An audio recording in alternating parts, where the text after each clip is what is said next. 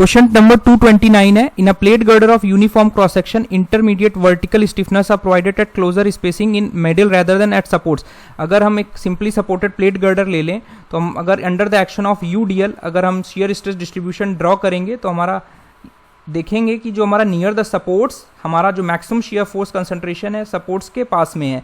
तो जो हमारा वर्टिकल स्टिफनेस है जिन्हें हम प्रोवाइड कर रहे हैं to improve the buckling resistance against shear forces, उन्हें हम नियर द सपोर्ट्स कम स्पेसिंग पर प्रोवाइड करेंगे। बिकॉज जो हमारा इस दोनों वर्टिकल स्टिफनेस के बीच की दूरी है उसे अगर हम C मान लें और इफेक्टिव डेप्थ हमारा जो वेब का डेप्थ है वो D है, तो हमारा जो IS 819 2007 का कोड है वो एक पैरामीटर डिफाइन करता है which is known as panel aspect ratio.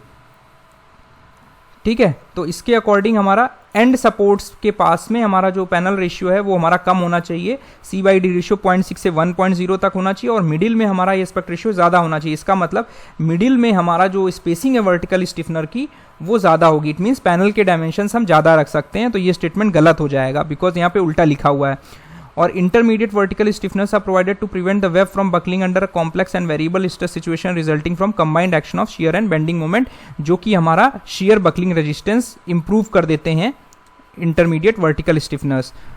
तो यहाँ पर जो मैंने प्लेट गर्डर दिखाया ये वेल्डेड प्लेट गर्डर है।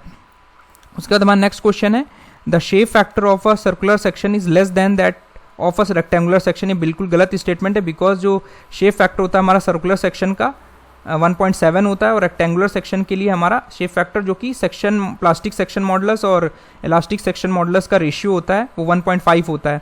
तो ये हमारा इनकरेक्ट स्टेटमेंट है, तो करेक्ट ऑप्शन जो होगा वो डी हो जाएगा, जिसमें A statement is false, R statement is correct because more area is concentrated near the neutral axis in case of circular section. ठीक है, तो इससे शेप फैक्टर के बारे में प्रीवियस वीडियोज में बहुत अच्छे से एक्सप्लेन कर चुका हूँ, तो ब्रीफली मैंने यहाँ पर बताया है। उसके बाद हमारा नेक्स्ट क्वेश्चन है दिस स्ट्रक्चरल स्ट्रक्चर्स का, स्टील स्ट्रक्चर्स का लास्ट क्वेश्चन है। इसमें लिखा है the flange area method of design of N approximate method.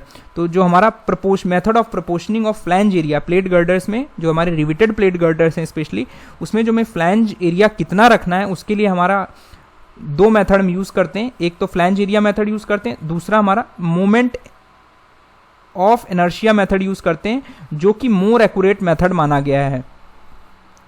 ठीक है, तो जो फ्लैंज एरिया मेथड है इसके बेसिस पर हम एक ट्रायल सेक्शन निकालते हैं प्लेट गर्डर का, जिस पर हम जो कंप्रेशन फ्लैंज और टेंशन फ्लैंज एरिया है वो डिटरमाइन करते हैं। उसमें ये ज्यूम करते हैं कि जो हमारा स्ट्रेस डिस्ट्रीब्यूशन है, नॉर्मली हमारा बेंडिंग स्ट्रेस डिस्ट्रीब्यूशन लीनियर होता है, बट इस मेथड में हम ये मानते हैं कि जो हमारा टेंशन और कंप्रेशन फ्लैंज एरिया है उस पोर्शन में जो हमारी बेंडिंग स्ट्रेसेस हैं वो हमारी यूनिफॉर्म है। तो ये इंपॉर्टेंट चीज़ है, तो ये स्टेटमेंट हमारा गलत हो जाएगा बिकॉज यहाँ लीनियरली डिस्ट्रीब्यूटेड लिखा हुआ है, तो हमारा दिस स्टेटमेंट इज फॉल। तो हमारा करेक्ट आंसर जो होगा वो सी हो जाएगा।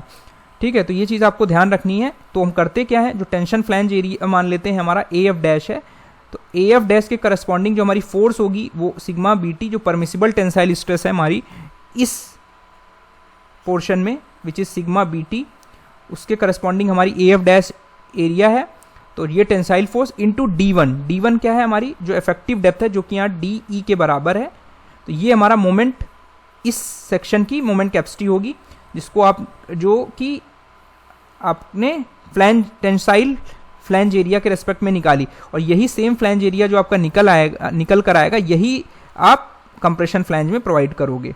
तो this is just a trial method. इसके बाद हम वापस से सारी चेक्स परफॉर्म करते हैं। So this is the approximate method, जिसके बेसिस पे हमने ट्रायल सेक्शन निकालना होता है प्लेट गर्डर का, and we do the proportioning of the flange area. तो करेक्ट स्टेटमेंट सी होगा। आई होप मेरे वीडियोस आपको पसंद आए होंगे। Thank you.